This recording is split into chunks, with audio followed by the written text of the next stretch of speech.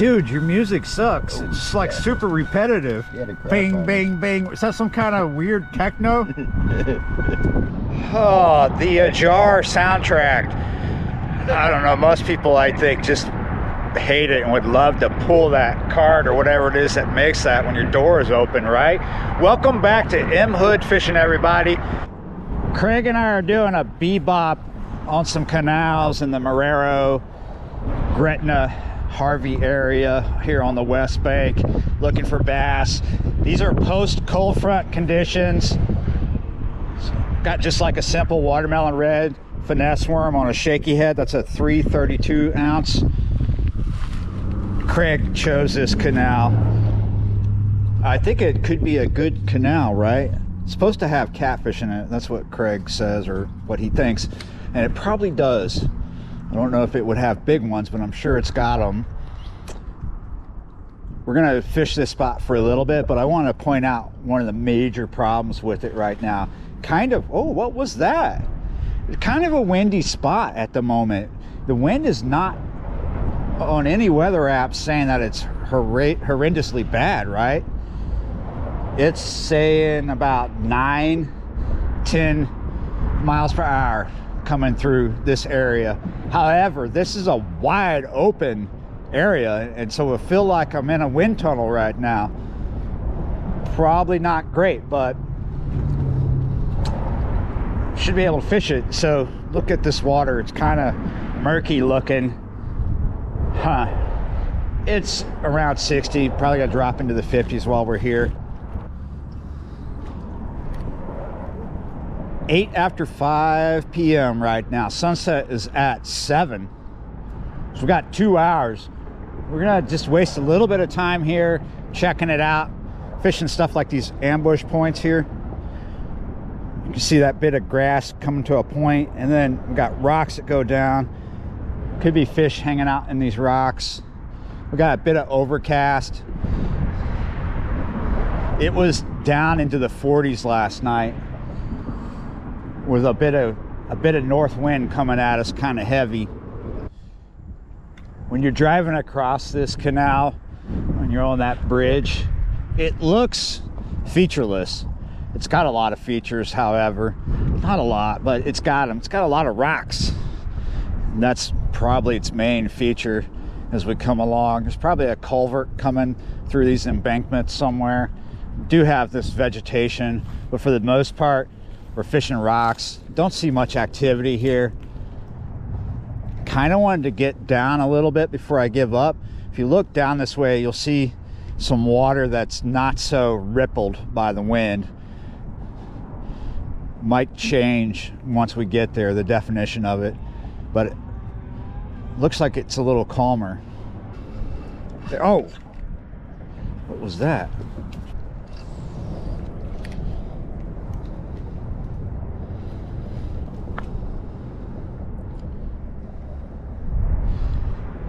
Those rocks definitely go a good ways out in front of me because I'm bumping this on rocks right now. I can feel them. The idea is to throw at angles and bring this parallel to the bank. Hopefully, you know, getting a reaction strike from something that's hiding in these rocks. I know they're there.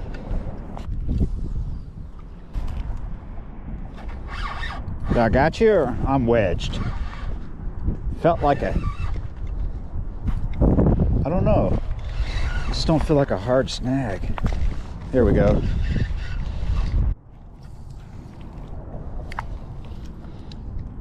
That's probably going to continue to happen to me.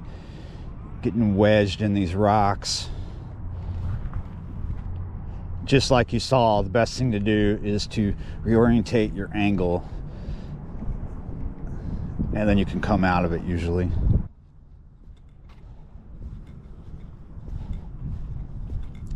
Looks like all the culverts are like this, but something looks different down here.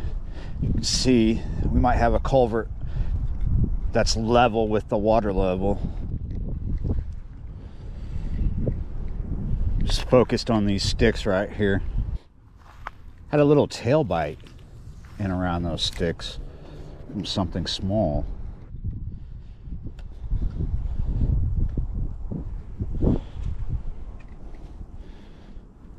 This is a very interesting culvert here. Most of them are not like this. Got two pipes, maybe 1.5 to 2 feet deep right there. See if something's hanging out.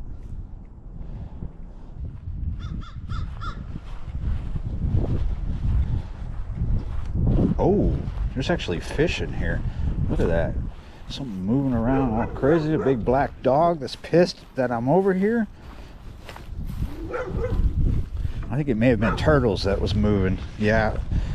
Oh, look at that. That big spotted gar right there. He's up underneath that.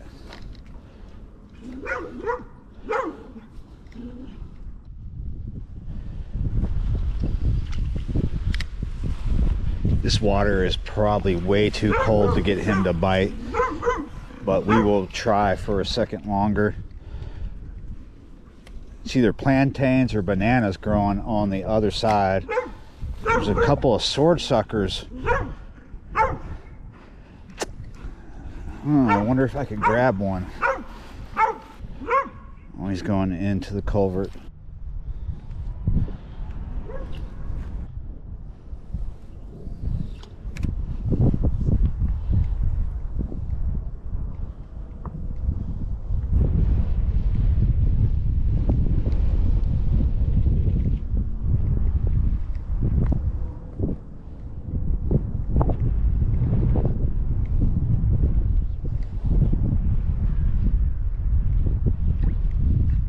Gotcha. Right out from those rocks. Nice little dink bass, about a good pounder.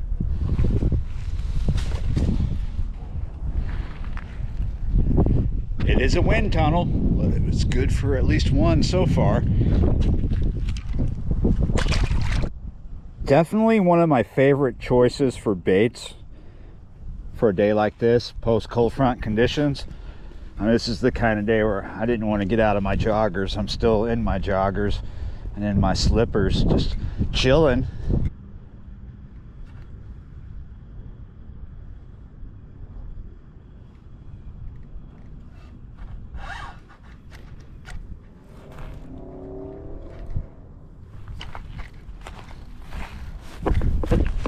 Whoa.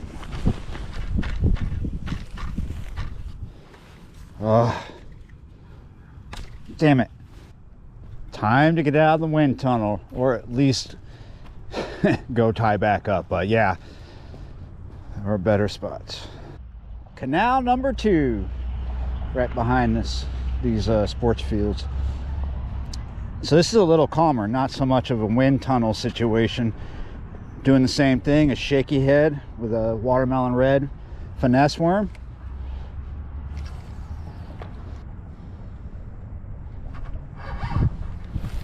Oh, haven't had any bites here, haven't had too many casts.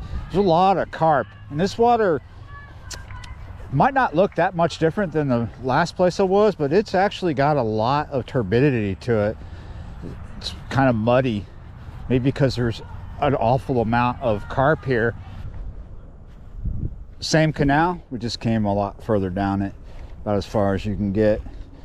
We got a little one coming off it right here. Running out of light at this point.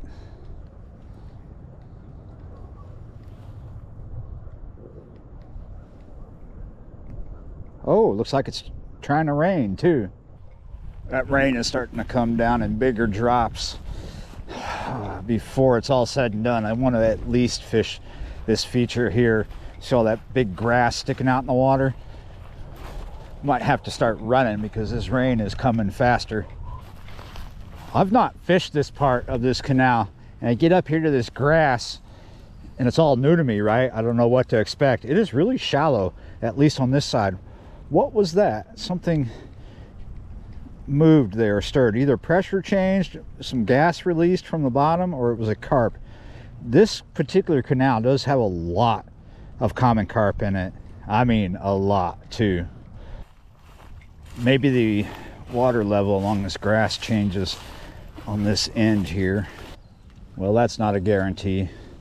I can't tell if it's any different. Slightly looks different. Definitely slightly rainier on this side. Wonder if it's deeper on the other bank, because it seems pretty shallow on this side here. However, there's a lot of carp. You can see them stirring up mud. Well, a big carp just crashed over there. Yeah, this is all shallow on this side. Huh. I'm kind of hoping this rain stops, because it doesn't look intense up there where this rain is coming from. Any second, Craig might want to just go, because I think he's made of sugar. He might start melting if he gets too wet. For that matter, I might start melting as well. I just don't want to get super wet. Whoa! Oh! That was a carp. I just knocked a carp in the head with the shaky head. Oh, look. Somebody's melting. Here he comes. He's already ducked into cover. That was a big one. That was a carp. We're gonna have to chalk this up as a quick short session with Craig. 2 canals on an adverse day, right? Post cold front conditions. First canal, it was okay. We got one there. We had a tail bite and we caught a fish. This canal, however, I am glad we came to it. I would say for bass fishing today, it sucks. Maybe on another day it would be better. And one of the reasons why I think it sucks so bad is not just the post cold front conditions. I think it's the high turbidity level also added in there with the post cold front conditions. There's just way too many carp here. However, that's why I say it's good that I came here. I'm glad I came here, because I'm going to come back just for the carp. Yeah, you're right. So all we did here was knock carp in the head with the shaky head, and we got at least one decent shot of a common carp coming out of the water. At least I think it was a common carp. We'll crop in close and slow that down and check it out, right? Yeah, you're right, guys. Thanks for watching, liking, sharing, and subscribing. I'm out. See you next time.